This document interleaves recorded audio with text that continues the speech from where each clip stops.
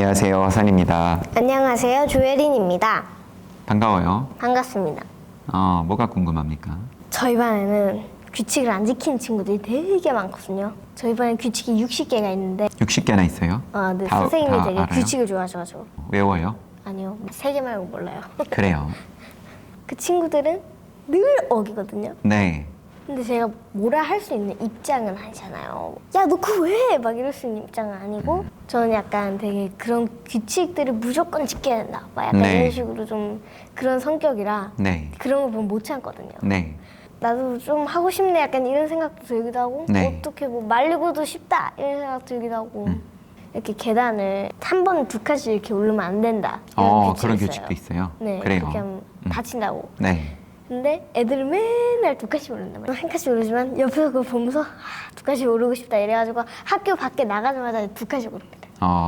규칙이 상당히 많네요, 우선. 규칙이 60개다. 그리고 방금 예를 들었던 계단을 한 번에 2개씩 오르지 말라는 규칙도 있다. 그거는 당연히 좋은 의도에서 선생님께서 만드신 규칙이겠죠?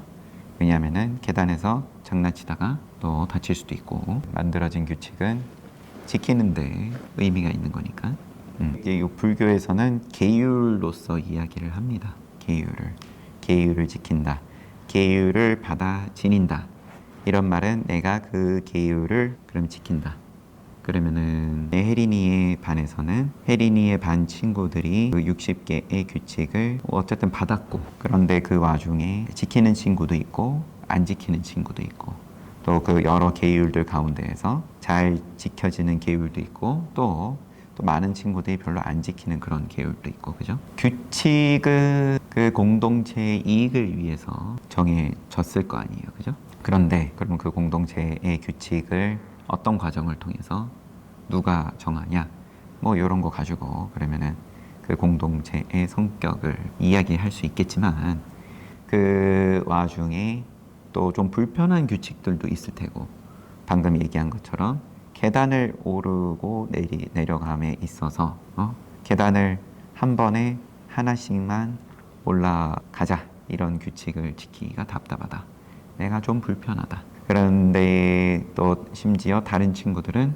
그거를 안 지킨다. 그러면 내가 그 규칙을 지켜야 되냐 말아야 되냐, 이런 궁금증이 있을 테고, 그 다음에 또 안 지키는 다른 친구들에게 좀 불편하다, 내 속에서 불편하다, 야 너 그러면은 안 돼라고 말을 할 입장은 아니다, 그러한 권한이 나한테는 없다, 그래서 말은 차마 못하는데 불편하다, 이렇게 이해하면 맞습니까? 네. 그럼 불편한 지점이 규칙이 불편한 거 한 가지, 그죠?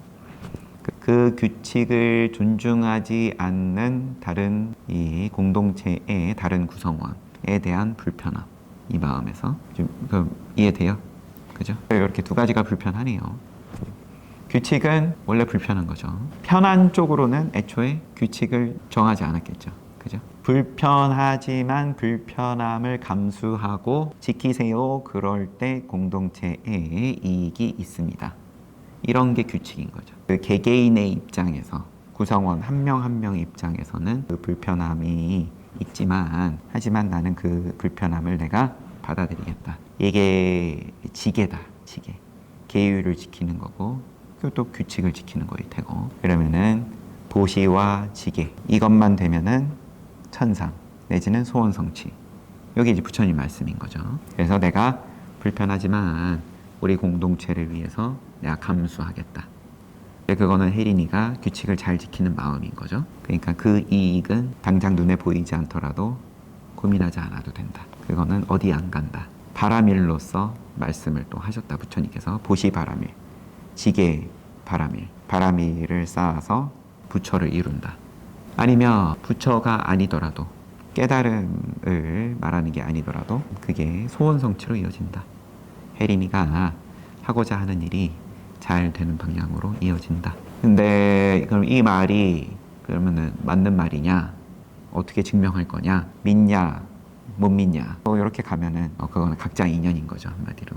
혜린이가 부처님과 인연이 있든 아니면 스님하고 인연이 있든, 아 그래 그럼 한번 믿고 해봐야겠다, 이럴 수도 있는 거고. 그리고 또 공동체에서는 또 그런 통로를 열어놨죠. 이 규칙은 좀 불편함만 있고 공동체 전체를 위한 이익은 별로 없는 것 같다 느껴지면은 또 그거 갖고 선생님하고 얘기해 볼 수도 있고, 그죠?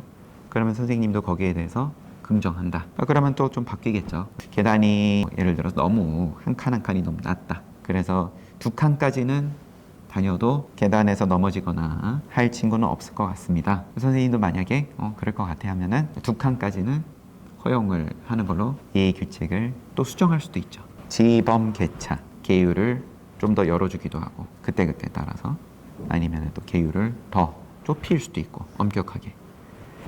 그래서 이 계율의 불편함은 그러한 거고, 그죠? 계율을 지키지 않는 다른 구성원에 대한 불편함, 사실 이게 더 큰 부분이죠. 그러면은 그 규칙을 지키지 않는 친구를 그때그때 선생님께 가가지고 얘기한다. 선생님, 아무개 친구가 우리 반의 신성한 규칙 17번째 규칙을 방금 어겼습니다. 선생님, 빨리 조치를 취해 주세요. 그러면은 어떻게 되죠? 김아무개 너 일로 와라. 고장난 음악 준비실로 끌려간다. 그래요?